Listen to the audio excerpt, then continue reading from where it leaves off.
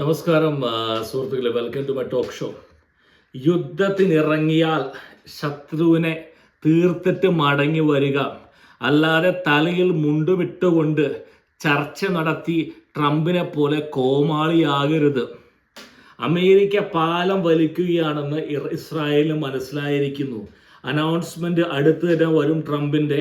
അതിനു മുമ്പ് തന്നെ ഇറാന്റെ ആണവ കേന്ദ്രങ്ങൾ ആക്രമിച്ച് കീഴടക്കാൻ നെതന്യാഹു ഉത്തരവിട്ടിരിക്കുകയാണ്. സമാധാന കരാർ ഒരുപക്ഷെ അടുത്ത് തന്നെ വരും. അതിലേക്ക് ഞാൻ വരാം. എന്തുകൊണ്ട് വരും എന്നുള്ളത് ഞാൻ പറഞ്ഞ് മനസ്സിലാക്കാം. അനൗൺസ്മെന്റ് ഉടനെ ഉണ്ടാകും, പക്ഷെ അതിന് മുമ്പ് തന്നെ തീർക്കാൻ തന്നെയാണ് ജൂതന്റെ ഉദ്ദേശം. പക്ഷെ ഉണ്ടായാലും അധികം കാലമൊന്നും ഉണ്ടാവില്ല. കാരണം ജൂതന്റെ കലിപ്പ് അല്ലെങ്കിൽ ജൂതന്റെ ആഗ്രഹം, മനസ്സിലിരിപ്പ് എന്നുള്ളത് പൂർണ്ണമായിട്ടും നടന്നിട്ടില്ല. അതുകൊണ്ട് അവൻ ഒരു വരവും കൂടി വരും. ഞാൻ പറയാം എന്തുകൊണ്ടാണ് സമാധാന കരാർ നിലവിൽ വരാൻ പോകുന്നത്. ട്രംപ് കഴിഞ്ഞ 4 ദിവസങ്ങളായി പറയുന്നു, എനിക്ക് വലിയൊരു സമ്മാനം കിട്ടി, എനിക്ക് അതെൻ്റെ അടുക്കിലേക്ക് വരികയാണ്. എന്താണ് അദ്ദേഹം വിശദീകരിച്ചിരിക്കുകയാണ് കഴിഞ്ഞ ദിവസം? സ്വർണമാണോ, യുറേനിയമാണോ, അതോ എണ്ണയാണോ? അവസാനം അതിനെപ്പറ്റി അനൗൺസ്മെന്റ് വന്നിരിക്കുകയാണ്. സംഭവം വേറെ ഒന്നുമല്ല.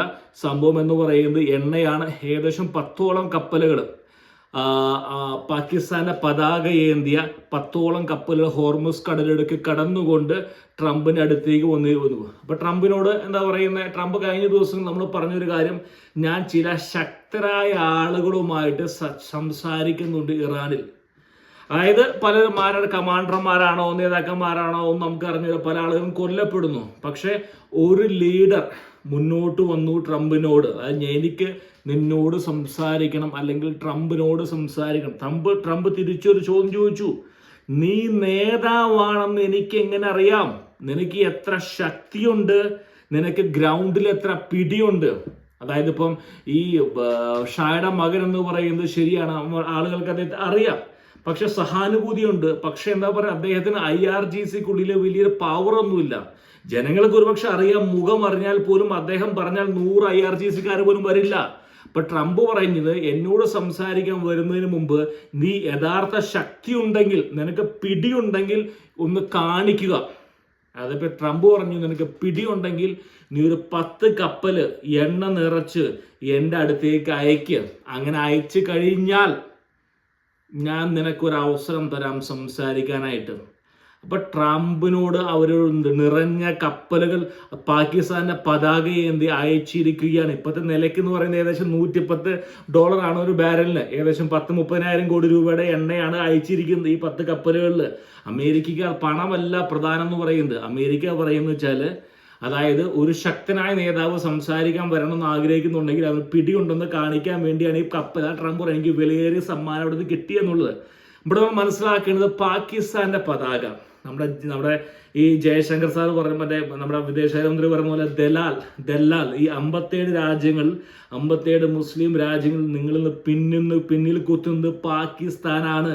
അവൻ ജൂതന്റെ വ്യാപാരിയാണ്, അമേരിക്കയുടെ വ്യാപാരിയാണ്. അവരാണ് പിന്നിൽ കുത്തുന്നത്. കുറ്റം പറഞ്ഞിട്ട് കാര്യമില്ല. അതായത് ഇപ്പൊ ഡോളറിനൊക്കെ ഷോർട്ടാണ്, എന്തെങ്കിലും കിട്ടുവാണെങ്കിൽ കിട്ടിക്കോട്ടെ എന്നുള്ള ആഗ്രഹം കൊണ്ടായിരിക്കാം. അപ്പോൾ അതായത് ട്രംപിന് എണ്ണ നിറച്ചു കൊടുത്ത് ഹോർമുസ് കടലിടുക്കിൽ കൂടെ കടത്തി വിട്ടിരിക്കുകയാണ് അമേരിക്കയിലേക്ക്. അപ്പോൾ അമേരിക്ക ചർച്ചകളുമായി മുന്നോട്ട് പോവുകയാണെന്ന് മനസ്സിലാക്കിയ നെതന്യാഹു തീർക്കാൻ പറഞ്ഞു വെച്ചിരിക്കുകയാണ്. കാരണം ഇറാന്റെ ലക്ഷ്യം എന്ന് പറഞ്ഞാൽ സാമ്പത്തികമായിട്ടും അവരെ എണ്ണയല്ല വേണ്ടത്. ജൂതൻ എണ്ണ വേണ്ട. ജൂതനെല്ലാം ഇഷ്ടം ടെക്നോളജികളും കാശൊക്കെ ഇഷ്ടം പോലെ ഉണ്ട്. അമേരിക്കയാണ് എണ്ണ വേണ്ടത്. ജൂതന്റെ ഉദ്ദേശം എന്ന് പറയുന്നത് കീഴടക്കുക, അണുവായുധം ഉണ്ടാക്കാനുള്ള കഴിവ് അവസാനിപ്പിക്കുക. അമേരിക്ക അതൊന്നും പ്രശ്നമില്ല. അപ്പൊ ജൂതൻ ഇന്ന് ആരംഭിച്ചിരിക്കുകയാണ്. പുതിയ അടിയാണ് അവിടെ നടക്കുന്നത്. നല്ല കട്ടടിയാണ്. തിരിച്ചങ്ങോട്ട് പോകുന്നില്ല എന്ന് പറയാൻ പറ്റില്ല. അതായത് അങ്ങോട്ടും ഇങ്ങോട്ടും കൂടി ഈ വാർത്തകളൊന്നും കൊടുക്കാതെ 2 മണിക്ക് ഇറാൻ ജയിച്ചു, 3 മണിക്ക് ഇസ്രായേൽ ജയിച്ചു, 3 മണിക്ക് അമേരിക്ക തോറ്റോടി എന്ന് പറഞ്ഞുകൊണ്ട് വ്യൂസ് കൂട്ടുന്ന ഒരു വിഭാഗം മലയാളം ആളുകൾ. നമ്മുടെ മറുനാടൻ കറിയ പോലും അങ്ങനെയാ. കാരണം വ്യൂസ് കൂട്ടിക്കൊണ്ടിരിക്കും, വേറെ വഴിയില്ല. കുറ്റം പറഞ്ഞിട്ട് കാര്യമില്ല, ചെലവുകളുണ്ട്.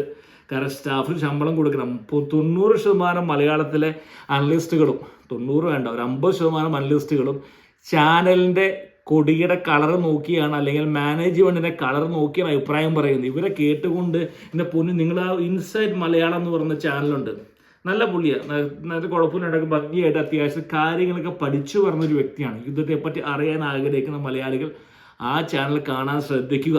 കാരണം അത്യാവശ്യം നല്ലൊരു ചാനലാണ്, ഞാൻ പലപ്പോഴും കാണാറുള്ള ചാനലാണ്. ഭംഗിയായിട്ട് ഈ ലോകം എന്ന് പറയുന്നത് ഹോർമുസ് കടലിടുക്ക് മാത്രമല്ല, അതവിടെ അടച്ചു പോയാലും ലോകം മുന്നോട്ട് പോകും. അതിനുള്ള പല പല മാർഗങ്ങൾ ലോകം തേടുന്നതായിരിക്കും. അപ്പം അതുകൊണ്ട് അത് പിടിച്ച് അവിടെ ഒരു ബൂത്ത് ഉണ്ടാക്കി, ഒരു ടോൾ ബൂത്ത് ഉണ്ടാക്കി. എന്താ കാര്യം, നമ്മുടെ നാട്ടിൽ മറ്റേ കൊള്ളക്കാരിരിക്കില്ലേ, കൊള്ളക്കാര് ഒരു ടോൾ എത്ര കാലം ചുങ്കം പിരിക്കും. ലോകം ബദൽ മാർഗങ്ങൾ തേടും, ലോകം മുന്നോട്ട് പോകും. ഒരുപാട് കാലമൊന്നും മുന്നോട്ട് പോകാൻ സാധിക്കില്ല. പക്ഷേ ഇവിടെ പറയുന്നു വെച്ചാൽ ഇവിടെ ഇമ്പോർട്ടൻ്റ് ആയ ന്യൂസ് എന്ന് പറയുന്നത് അപ്പാഷെ അമേരിക്കയുടെ ബ്ലാക്ക് ഹോക്കുകളും ഈ പറഞ്ഞ ഹോർമസ് കടലിൽ കൂടെ പറന്നു തുടങ്ങി എന്നുള്ള വിവരം കടന്നു വരുന്നുണ്ട്. ബ്ലാക്ക് ഹോക്ക് പറന്ന് താഴ്ന്നു പറക്കുന്ന ഹെലികോപ്റ്റർ ആയിട്ടുള്ള ബ്ലാക്ക് ഹോക്ക് പറക്കുന്നുണ്ടെങ്കിൽ ഒരു പക്ഷേ അവിടെ ഡിഫൻസ് സിസ്റ്റം താഴേക്ക് പോയിരിക്കുകയാണ്. എത്ര കാലം മുന്നോട്ട് പോകും എന്നറിയില്ല. വളരെ സിമ്പിൾ ചോദ്യം എന്ന് പറഞ്ഞാൽ ഇറാൻ എത്ര കാലം മാർപീറ്റ്, എത്ര കാലം അവർക്ക് അടി മേടിക്കാൻ പറ്റും? അവരുടെ നാവികസേനയില്ല, പിന്നെ വായുസേനയില്ല, കമാൻഡർമാരാണെങ്കിൽ വെല്ലുവിളിക്കുന്നവരാണെങ്കിൽ തെരഞ്ഞു പിടിച്ചാണ് ഇസ്രായേൽ ഇല്ലാതാക്കുന്നത്. ഇസ്രായേൽ ഇല്ലാതാക്കുക വലിയ കഥയുള്ള കാര്യമൊന്നുമല്ല. ദാരിദ്ര്യം പിടിച്ച ഒരു രാജ്യമാണ്. ആ രാജ്യത്ത് നിന്ന് ചാരന്മാരെ കിട്ടുക എന്നൊരു വലിയ കഥയുള്ള കാര്യമൊന്നുമല്ല. കാരണം ചുറ്റുപാടും ദാരിദ്ര്യമാണ്, ഇൻഫ്ലേഷനാണ്. അപ്പോൾ അവിടുന്ന് ഒരു 10 പേരെ ചാരന്മാർ തീർച്ചയായിട്ടും മുന്നോട്ട് വരും. കാരണം പണം മതി ആളുകൾക്ക്. അപ്പം അതുകൊണ്ട് ജൂതന്റെ ഈ പറയുന്ന ചാരന്മാരവിടെ ആളുകളുണ്ട്. അപ്പോൾ അതുകൊണ്ട് ചാരൻ്റെ ഉണ്ട്. ഇപ്പോൾ നടക്കുന്ന പറഞ്ഞാൽ പരസ്പരം പോരാടി. അപ്പോൾ ഇപ്പോഴത്തെ അവസ്ഥ എന്ന് പറയുന്നത് ഈ യൂറോപ്പ് ഗൾഫ് ദേശങ്ങൾ മനസ്സിലാക്കിയിരിക്കുക, തിരിച്ചു പോക്ക് അസാധ്യമാണ്. കാരണം തിരിച്ചു പോയാൽ ഇറാൻ വീണ്ടും അണുവായുധം ഉണ്ടാക്കും എന്നുള്ളത് 90 110% ഉറപ്പാണ്. കാരണം ഇനി അതല്ലാതെ പിടിച്ചു നിൽക്കാൻ സാധിക്കില്ല. അണുവായുധം ഇല്ലാതെ ആർക്കും നിൽക്കാൻ സാധിക്കില്ല ഇറാന്. അതങ്ങനെ വന്നു കഴിഞ്ഞാൽ അത് ഗൾഫ് ദേശങ്ങളിൽ ഭീഷണിയാവും. പഴയ പോലെ ടൂറിസം അല്ലെങ്കിൽ ബിസിനസ്, ടാക്സ് ഹെവൻ എന്ന് പറഞ്ഞുകൊണ്ട് വിദേശികളെ വിളിക്കാൻ സാധിക്കില്ല. ആസ് ലോങ് ആസ് എന്താ പറയുന്ന അണുവായുധമുള്ള ഒരു ശക്തി ഉണ്ടെങ്കിൽ. അപ്പം അതുകൊണ്ട് തിരിച്ചു പോകാൻ അമേരിക്ക ആഗ്രഹിച്ചാലും ഞാൻ പറഞ്ഞ പോലെ MBS വളരെ സൗമ്യനാണ്, അധികം സംസാരിക്കുകയൊന്നുമില്ല. പക്ഷെ അദ്ദേഹത്തിൻ്റെ ചങ്ങാത്തം വെച്ചുകൊണ്ട്, ട്രംപുമായുള്ള സൗഹൃദം വെച്ചുകൊണ്ട് മധ്യപൂർവേഷ്യ ഒന്ന് ക്ലീൻ ആക്കാൻ ശ്രമിക്കുക. എന്നാൽ ചെറുപ്പക്കാരായ നേതാവ്, നല്ല മിടുമിടുക്കനെ, കുഴപ്പമൊന്നുമില്ല.